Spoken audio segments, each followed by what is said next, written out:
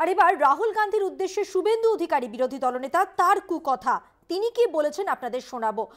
রায়গঞ্জ থানায় অভিযোগ দায়ের কংগ্রেসের এই প্রেক্ষিতে এবং কলকাতায় আমহার্স্টের থানাতে অভিযোগ দায়ের করা হয়েছে কংগ্রেসের পক্ষ থেকে। শোনাবো যেমনটা বলছিলাম বিরোধী দলনেতা ঠিক কি বলেছেন রাহুল গান্ধীকে উদ্দেশ্য করে। গত 4 দিন ধরেই একই প্রশ্ন করে যাচ্ছেন রাহুল গান্ধী কে? হরিদাস পাল বলছে স্টোভের উপর কয়লা দিয়ে সকালবেলা চা গরম তৈরি হয়। কদিন আগে বলেছে আসামে, বলছে সকালে উঠে স্টোভের উপরে কয়লা দিয়ে তারপরে চা বানানো হয়।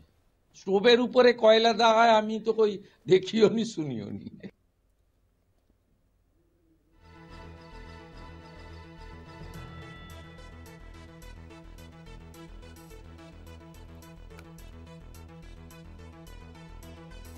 শুভেন্দু অধিকারী বিরোধী দলনেতা তিনি রাহুল গান্ধীর উদ্দেশ্যে যে বক্তব্য রাখলেন সেখানে কিন্তু কংগ্রেসের প্রেক্ষিতে রায়গঞ্জ থানায় অভিযোগ দায়ের করেছেন তার বিরুদ্ধে। কলকাতা আমহার্স্টের থানা সেখানে অভিযোগ দায়ের করা হয়েছে। জানি রাখি তৃণমূল তারাও সরব, তারা যেটা বলছেন যে রাজনীতিতে এমন অসভ্যতা বন্ধ হোক, অর্থাৎ যে বক্তব্য আজ শুভেন্দু অধিকারী রেখেছেন রাহুল গান্ধীর উদ্দেশ্যে তা কুকথা হিসেবেই মনে করছেন এরা। প্রত্যেক শিবিরেই যেটা বক্তব্য যে রাজনীতিতে এমন অসভ্যতা বন্ধ হোক।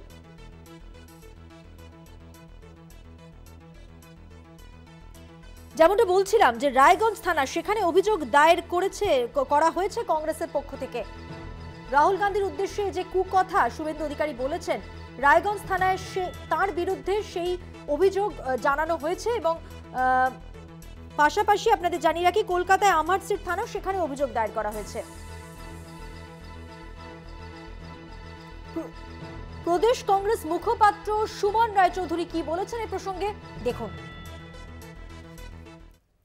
শক্ত করার জন্য ভারত জোড়ো ন্যায় যাত্রা, কিন্তু আপনারা শুনলে অবাক হবেন এই বাংলার বিরোধী দলনেতা শ্রী শুভেন্দু অধিকারী এখন থেকে 17-18 ঘন্টা আগে খুব কুৎসিত ভাষায়, যেসব ভাষা কিছু অশিক্ষিত কম বয়সী কলেজ পড়ুয়া ছেলেরা ব্যবহার করে পাড়ার রকে বসে বেঞ্চিতে বসে, সেই ভাষায়, সেই অশ্লীল ভাষায় ভারতবর্ষের অন্যতম নেতা রাহুল গান্ধী সম্বন্ধে ব্যবহার করেছেন।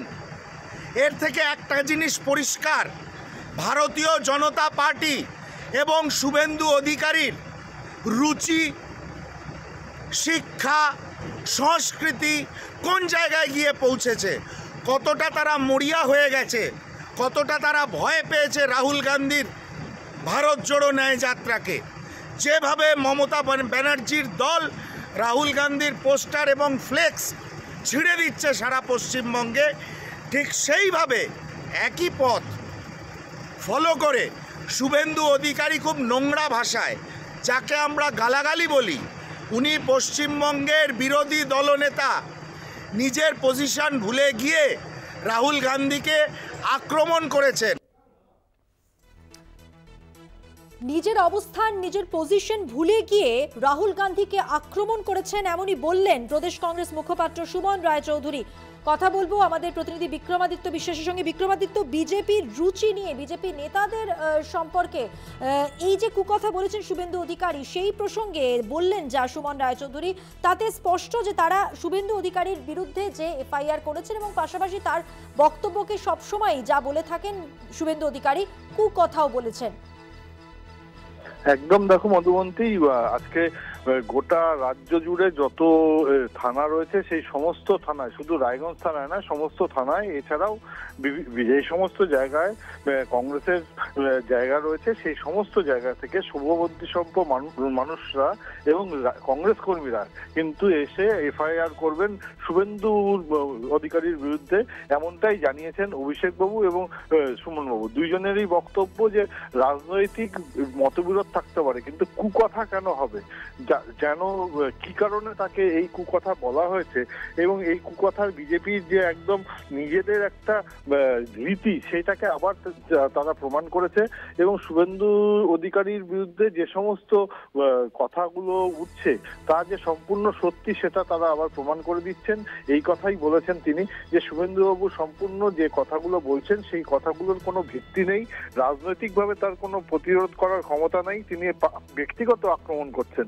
কাউকে পছন্দ নাই হতে পারে, কিন্তু তাকে ব্যক্তিগত কেন আক্রমণ করা হবে?